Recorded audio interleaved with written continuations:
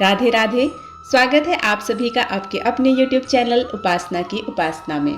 इस वीडियो में हम जानेंगे ब्रह्मा जी ने क्यों वैशाख माह को इतना श्रेष्ठ बताया है, इस महीने में इतना स्नान दान का महत्व क्यों है, इसके नियम क्या हैं और इसकी पावन कथाएं क्या हैं। वैशाख के महीने में पाप कर्मों से मुक्ति पाने के लिए स्नान दान का बहुत महत्व बताया गया है। इसके अलावा धर्म कर्म के लिहाज से भी यह माह बहुत ही श्रेष्ठ और उत्तम माना गया है। ऐसी मान्यता है कि वैशाख के महीने में भगवान विष्णु के साथ ही भगवान शिव और ब्रह्मा जी यानी त्रिदेव की पूजा का विशेष पुण्य प्राप्त होता है। जीवन में आने वाली कठिनाइयों से मुक्ति मिलती है, जीवन में सुख समृद्धि बनी रहती है, व्यक्ति को मन चाहे फल की प्राप्ति होती है। वैशाख माह में नियम और अनुशासन का विशेष महत्व बताया गया है। वैशाख मास के देवता भगवान मधुसूदन हैं।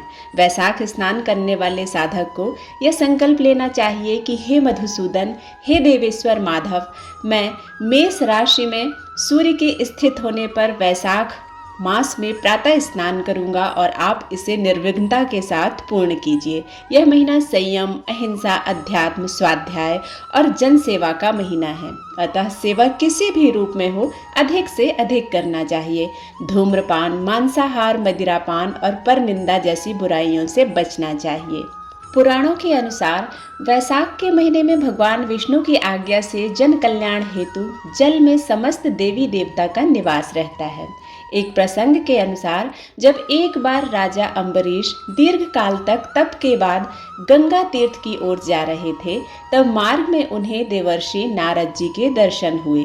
विनय पूर्वक राजा ने देवर्षि से प्रश्न किया, हे देवर्षि, ईश्वर ने प्रत्येक वस्तु में किसी श्रेष्ठ कोटि की रचना की है, लेकिन मासों में कौन सा मास सर्वश्रेष्ठ है। इस पर नारद जी ने कहा, जब समय विभाजन हो रहा था उस समय ब्रह्मा जी ने वैशाख मास को अत्यंत पवित्र और सिद्ध माना है। वैशाख मास सब प्राणियों की मनोकामनाओं को सिद्ध करता है।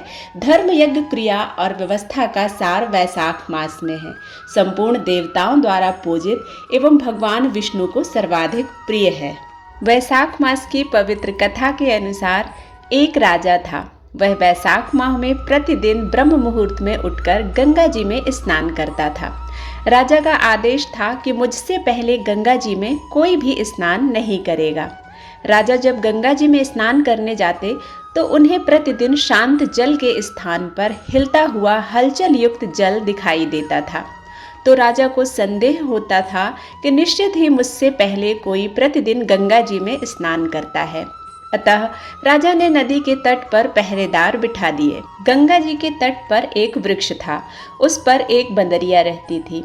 वह प्रतिदिन राजा के स्नान करने से पूर्व स्नान करके वृक्ष पर चढ़कर बैठ जाती थी। इस प्रकार होते होते पूरा वैशाख माह व्यतीत हो गया, किंतु अंतिम दिन राजा के सिपाही ने देख लिया और उस बंदरिया को पकड़कर राजा के पास ले गए और कहा कि यह बंदरिया आपसे पूर्व प्रतिदिन गंगा जी में स्नान करती है। उधर राजा की प्रतिज्ञा थी कि यदि कोई भी स्त्री मुझसे पूर्व स्नान करती है तो मैं उससे विवाह कर लूँगा। इसलिए राजा को बंदरिया के साथ विवाह करना ही पड़ गया। वैशाख स्नान के पुण्य से बंदरिया ने गर्भ धारण किया। 9 मास पूर्ण होने पर बंदरिया ने राजा से पूछा कि शिशु जन्म के समय मुझे क्या करना चाहिए। तब राजा ने महल में एक घंटी लगवा दी और बंदरिया से कहा कि जब तुम्हें दर्द हो तो उसे बजा देना, मैं संपूर्ण प्रबंध कर दूंगा। राजा की अन्य रानियां भी थीं, उनकी कोई संतान नहीं थी। बांदरी को गर्भ है यह समाचार सुनकर अन्य रानियां मन ही मन बांदरी से ईर्ष्या करने लगी और भावी संतान का नाश करने हेतु विभिन्न योजनाएं बनाने लगी। घंटी लगी देखकर एक रानी ने बांदरी से इसका कारण पूछा। बांदरी ने संपूर्ण वृत्तांत बता दिया। रानी ने बहकाया कि एक बार घंटी बजाकर तो देख ले कि राजा आते हैं या नहीं। बांदरी ने घंटी बजाई तो राजा दौड़े दौड़े महल में आए और घंटी बजाने का कारण पूछा। इस पर बांदरी ने उत्तर दिया कि मैंने तो रानियों के कहने पर घंटी बजाई थी। तब रानियों ने राजा से कहा कि यह तो एक पशु है और न जाने कितनी बार घंटी बजाएगी। इस प्रकार कहकर उन्होंने घंटी को हटवा दिया। कुछ दिनों बाद बांदरी के शिशु जन्म का समय आया तो तो उसने अन्य रानियों से पूछा कि मैं क्या करूं। तब रानी ने कहा कि तुम आंखों पर पट्टी बांधकर सो जाओ। बांदरी के वैशाख माह के स्नान के पुण्य प्रताप के रूप में एक सुंदर पुत्र हुआ। शिशु के जन्म होते ही उसके रोने से पूर्व ही रानियों ने उसे एक टोकरी में रखकर दासी को दे दिया और दासी को आदेश दिया कि इसे नदी में बहाकर आओ, और उस शिशु के स्थान पर एक पत्थर रख दिया। राजा को भी कहलवा दिया कि बांदरी ने एक पत्थर को जन्म दिया है। राजा ने सुना तो उन्होंने भी संतोष कर लिया। राजा ने सोचा कि जब दूसरी रानियों के संतान नहीं है तो यह तो एक बंदर है, इसके क्या संतान होगी। उधर दासी ने उस सुंदर शिशु को नदी में न बहाकर कुम्हार के खंडहर में रख दिया। दूसरे दिन कुम्हार कुम्हारिन खंडहर में आए तो वहां एक सुंदर शिशु को रोते हुए देखा। कुम्हार कुम्हारिन भी निसंतान थे। उन्होंने उस शिशु को अपने लिए भेजी हुई भगवान की भेंट माना और बड़े प्रेम से शिशु का पालन पोषण करने लगे। कुछ बड़ा होने पर उस बालक को यह ज्ञात हुआ कि वह रानी बांदरी का पुत्र है, जिसको रानियों ने मरवाना चाहा था। एक दिन वह बालक कुम्हार के बनाए हुए मिट्टी के हाथी घोड़े लेकर पनघट पर जा बैठा और दासियों को देखकर कहने लगा कि आओ रे मेरे मिट्टी के हाथी घोड़े पानी पियो। जब दासियों ने यह बात सुनी तो वह हंसने लगी और बोली, अरे मूर्ख, कभी मिट्टी के हाथी घोड़े भी पानी पीते हैं क्या। इस पर उस बालक ने कहा कि कभी बांदरी के भी पत्थर जन्म लेता है क्या। उस बालक की यह बात दासियों ने जाकर महल में कही। तब रानियों ने दूसरे दिन विष मिलाकर लड्डू भेज दिए। ईश्वर की कृपा से लड्डू गोंद और बादाम के हो गए और उन लड्डुओं को खाने से उस लड़के की मृत्यु नहीं हुई। यह समाचार दासी ने रानी को कहा और रानी ने राजा को कहकर कुम्हार को देश निकाला दिलवा दिया। कुम्हार वन में रहने लगा।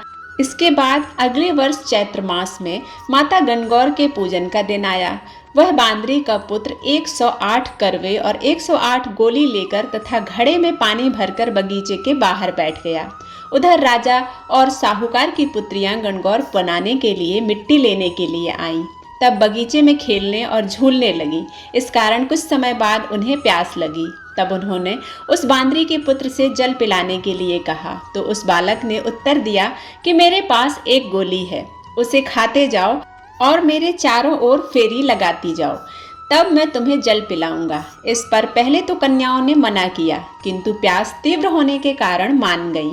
इस प्रकार गोली खाने और उस युवक के साथ फेरे लेने से वह गर्भवती हो गई। बाद में जब उनके माता पिता को यह ज्ञात हुआ तो वह सभी कुम्हार के पास आए और संपूर्ण वृत्तांत सुनाया तथा कहा कि तेरे पुत्र ने हमारी कन्याओं से विवाह किया है, अब तुम्हें इन्हें अपने पास रखना होगा। तब कुमार ने निर्धन होने के कारण असमर्थता व्यक्त की। 2 रानियों के माता पिता ने बहुत सारा धन देकर अपनी कन्याओं को कुम्हार के घर विदा किया और कुम्हार के घर 108 बहुएं आ गईं और कालांतर में उनके 108 ही पोते हो गए। कुम्हार ने समस्त नगरी को भोजन हेतु निमंत्रण दिया और राजा को भी बुलवा दिया। राजा के यहाँ से रानी बांदरी के अतिरिक्त सब भोजन हेतु पधारे। तब राजकुमार राजा की आज्ञा लेकर बांदरी को लेने रथ पालकी लेकर गया और लाकर सभा में सबसे ऊंचे स्वर्ण आसन पर बिठाया। राजकुमार ने अपनी सभी पत्नियों को समझा दिया था कि बांदरी मुझे जन्म देने वाली माता है। अब एक एक बहू रानी बंदरिया के चरण स्पर्श करती गई और एक एक सोने का सिक्का और पोते को गोद में देती गई। जब राजा और अन्य रानियों ने यह सब देखा तो कुम्हार के पुत्र से इसका कारण पूछा। रानियों को तो संदेह होने लगा कि यह अवश्य ही बंदरिया का ही पुत्र है। इसलिए रानी और रूठ कर राजा को कहने लगी कि कुम्हार के पुत्र ने हमारा अपमान किया है और बंदरिया को सम्मान दिया है, अतः हम लौटकर जा रहे हैं। इधर राजा को पुत्र के जन्म का संपूर्ण रहस्य ज्ञात हो गया था, इसलिए उन्होंने रानियों को देश निकाला दिया और अपनी सभी पुत्र बधुओं और पुत्रों को लेकर महल में आया और राजकुमार का राजतिलक हुआ। कुम्हार कुम्हारिन को राजकुमार ने महल में रहने के लिए निवेदन किया, किंतु वह नहीं माने। तब राजा ने उन्हें ढेर सारा धन दिया। वैशाख स्नान का इतना महत्व है तो सबको वैशाख स्नान जरूर करना चाहिए। बंदरिया ने वैशाख स्नान किया तो उसे राजा का राज्य, पुत्र बहुएं आदि प्राप्त हुए। ईश्वर जैसे बंदरिया को पुण्य मिला, इस प्रकार हम सभी को पुण्य प्रदान करें। वैशाख स्नान करने का अतिश्रेष्ठ फल सभी को प्राप्त हो, ऐसी कामना के साथ यह वीडियो समाप्त करती हूँ।